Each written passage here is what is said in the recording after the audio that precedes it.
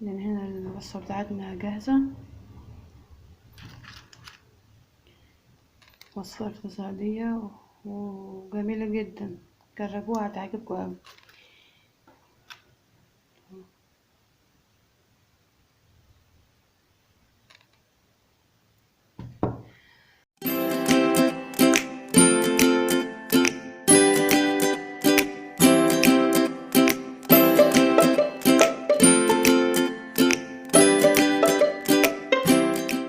الزيوت اللون، اهلا بيكم في قناة نسيمة هوم كوكينج. النهارده ان شاء الله جبت لكم وصفة حلوى جزائرية اسمها الجنجلانية اي السمسم، معمولة بالسمسم، وصفة اقتصادية وحلوة جدا. للوصفة هنحتاج 2 صفار بيض، نص كوب سكر ناعم سكر باودر، كوب فول سوداني مطحون الكوكب الجزائري، كوب سمسم محمص أي جنجلان، كوب شاي زيت نباتي، 250 جرام زبدة طرية، وهنحتاج معلقة صغيرة بيكنج باودر خامات حلويات، وفانيليا، لو عايزين تستخدموا فانيليا باودر عادي مش مشكلة، والطحين للم العجين. هنحط الزبدة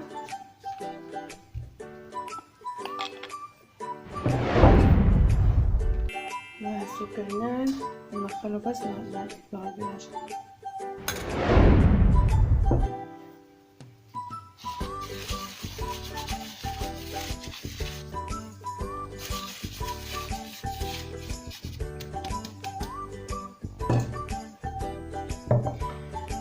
هنحط الزيت ونكسر كاس شاي زيت نباتي،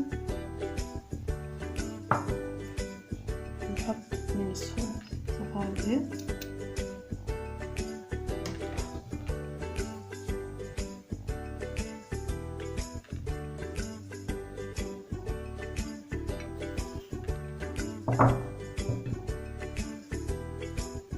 الفول السوداني هنحط،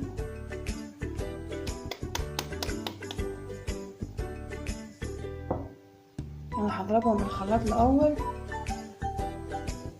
بعد كده هضيف السمسم والبيكنج باودر، هنحط فانيليا الاول،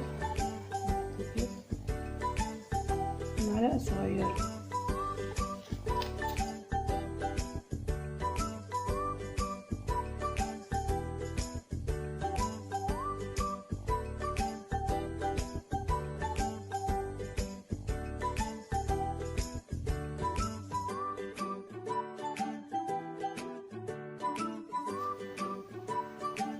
السمسم،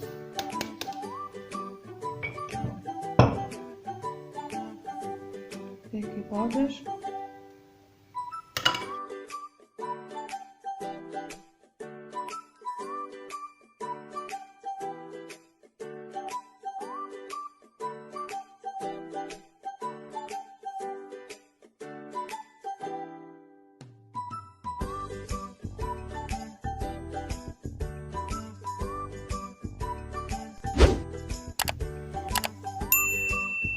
هنستخدم الطحين، هنستغني عن الخلاط الكهربائي، هضيف الطحين بالتدريج،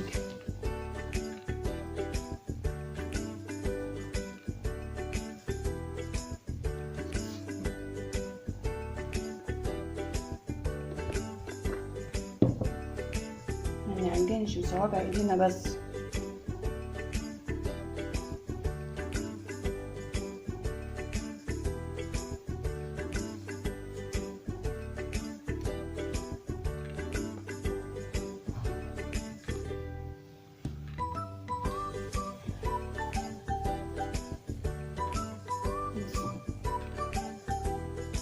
معلش ما كانش عندي وقت اسوق كل الحلويات اللي انا عملتها، بس انا هنزلها ان شاء الله مع الفيديو ده. حابة اكتبها على صفحتي في الفيس، هكتب المقادير ان شاء الله.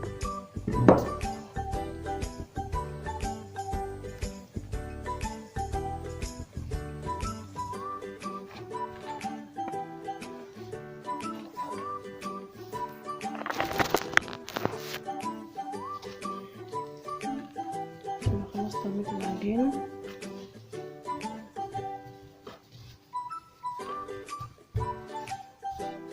العجينة هشيشة وطرية.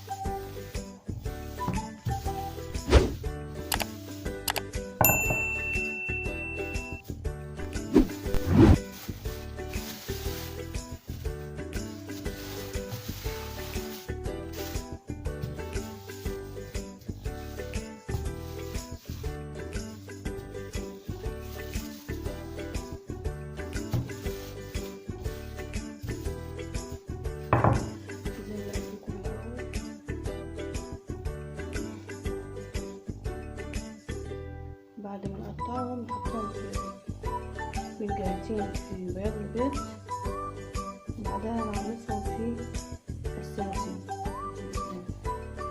اللي عملنا اول مرة. انا هكمل كل الحلوى وارجع لكم ان شاء الله.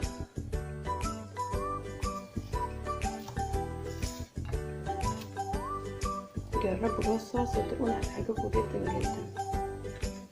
الوصفة اقتصادية وسهلة وروعة.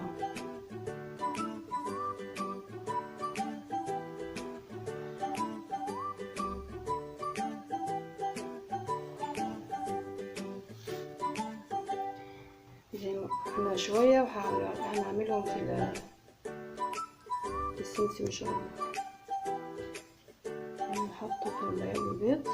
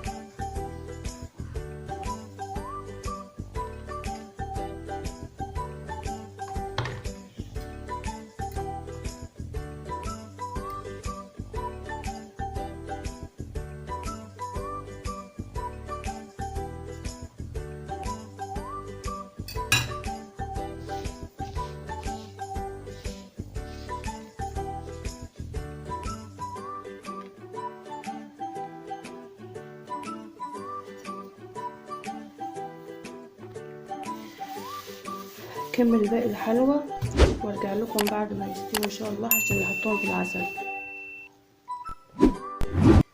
هنا الحلوى بتاعتي استوت وهي سخنة على طول، بنحطها في العسل.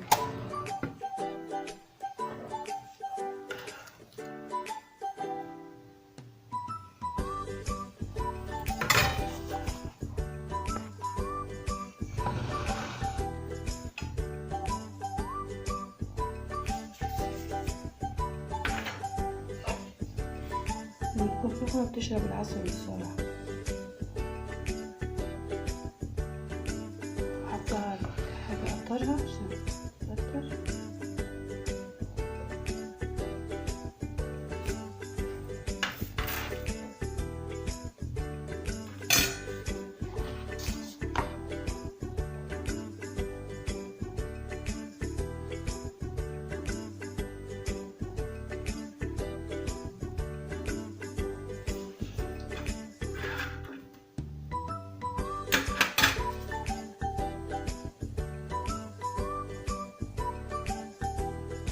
انا هكمل باقي الحلويات وارجع لكم في صحن التقديم ان شاء الله. من هنا الوصفه بتاعتنا جاهزه، وصفه اقتصاديه وجميله جدا، جربوها هتعجبكم.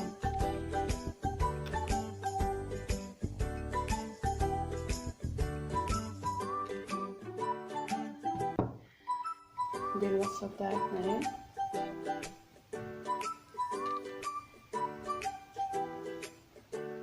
اتمنى يكون الانواع دي عجبتكم.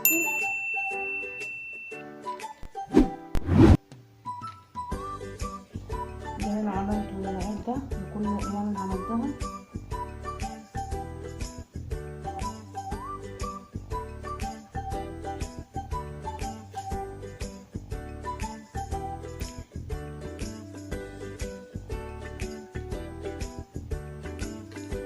ده زي ما قلت لكم صابني بريستيج. انا بعد بس الاسماء عشان اللي عايز الوصفه عشان نعمل فيديو عليها. وهنا عندنا الصابني اللي هو العادي. دي كرات محشيه بجوز الهند من جوه وفوقها جوز هند برضه، يعني تقريبا كلها وصفه بجوز الهند.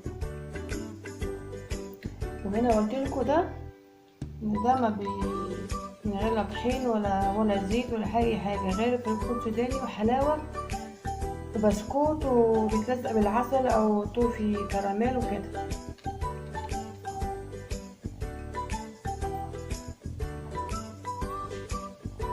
دي حلويات اقتصاديه وبسيطه.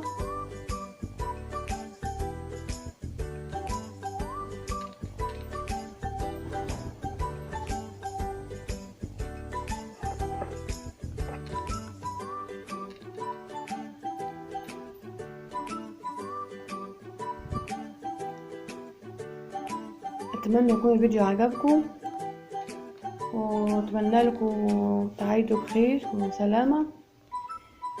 عيد مبارك للشعب الجزائري كله ولاخواننا في مصر وفي كل الدول العربية. كل عام وانتم بخير. ما تنسوش تدعموني بلايك سبسكرايب وتفعلوا زر الجرس عشان يوصلكوا اي جديد بنزله، وتشاركوا القناة مع أصدقائكم في الفيس عشان الناس تعرفها، لأن قناتي جديدة محتاجة دعمكم قوي. وإن شاء الله هنزل لكم وصفات اقتصادية وسريعة التحضير بالنسبة للعاملات والطالبات، وحتى وصفات صحية، وصفات للدايت. إن شاء الله هتبقى قناة منوعة، وصفات سهلة لأي حد ممكن يعملها بمكونات متوفرة في كل بيت. حلويات برضو، حلويات جزائرية بكل أنواعها. واللي عايزة أي وصفة تكتب لي بس الكومنت وإن شاء الله هنزلها بالنسبة للحلويات الجزائرية. بس كده، أتمنى أكون مطولتش عليكم ومدققتش عليكم. أشوفكم في فيديو جديد إن شاء الله.